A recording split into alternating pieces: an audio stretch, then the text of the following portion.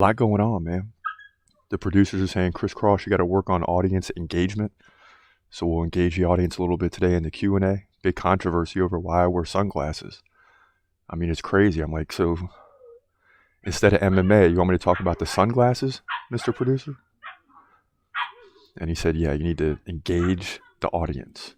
So we'll get into the controversy over why I wear sunglasses. It's crazy. I mean, you got Khamzat Chimaev getting ready to fight.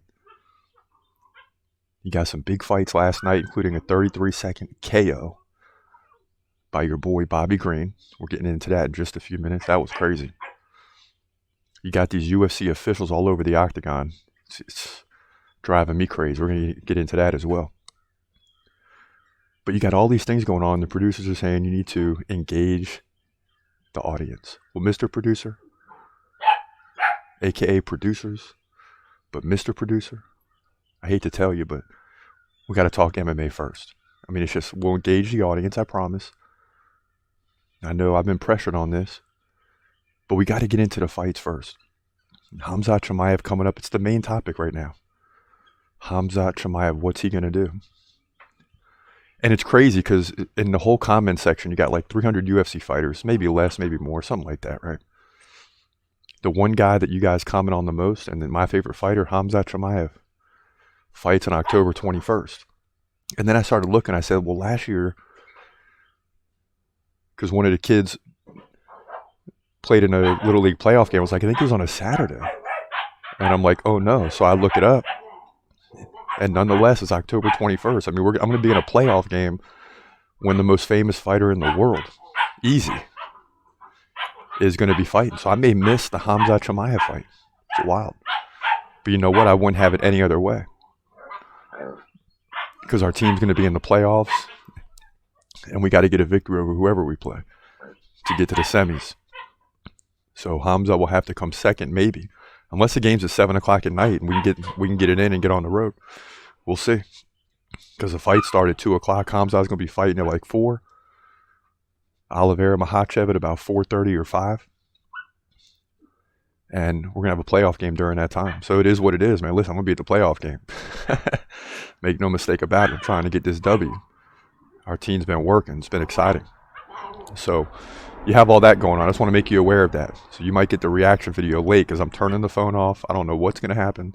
I'm going to come home and watch the fight and react to it, not knowing who won. So I want to make sure it's authentic. You understand? It's got to be authentic. So you got the studio audience in the background. The dogs are grappling. You got to love it. Woo! It's getting fired up over here. And it's freezing outside today. It is freezing. Mr. Producer, what's going on with Krayzie Bone of Bone Thugs of Harmony? What's going on with him? I know we got the bone on today. We got the bone on today. Bone Thugs of Harmony, right? Favorite group of all time, no question. Not even Outkast number 2. Close number 2, right? But Bone Thugs number 1. And I know Krayzie Bone, y'all got it? Krayzie Bone was in a coma, they say, fighting for his life. And now I think he's on the mend.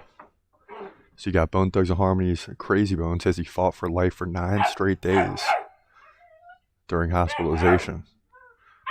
Rapper Krayzie Bone comes out of coma after fighting for his life for 9 days straight.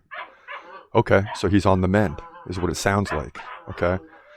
Because listen, and if you don't follow Bone Thugs and Harmony, I'm going back to the early 90s. Tupac days, Biggie days, Eazy-E, Ice Cube, all the, NWA, the early days of hip-hop, true hip-hop. Bone Thugs and Harmony is still going strong. And I know nowadays you got people just listen to the music for the beats and for the sound, and sometimes I listen to the words, and I'm like, what are they talking about? Bone Thugs wasn't like that. Bone Thugs was about the words, the beats. They can harmonize, they can rap fast. They were trendsetters.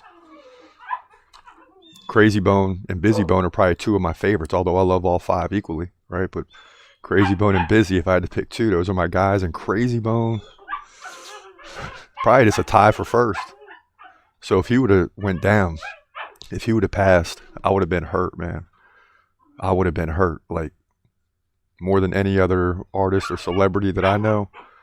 If Krayzie Bone would have passed, oh my God. Because I want to see him at least, I know it sounds crazy because he's 50, but I want to see him 1 or 2 more times before that point. I mean, it's just the words and what they say in the music, I couldn't agree with more of any artist. They keep it real. There's no, they're not hypocrites at all. And I just love that group, man. If he would have passed, it would have hurt. So thankfully, he pulled through. A lot of prayers coming from people. It's great. I know we're sliding off of MMA for a second, but just had to keep it real because we got the shirt on today. So in case you noticed, of course the jacket's covering it up, but it is what it is. He's gonna fight, wait, he's gonna fight, wait. Hold your breath till the end of the night. Last fighter call, UFC at its height. Yeah. Bringing that thunder with all his might. Saying step up, wanna fight? Hold up, think twice.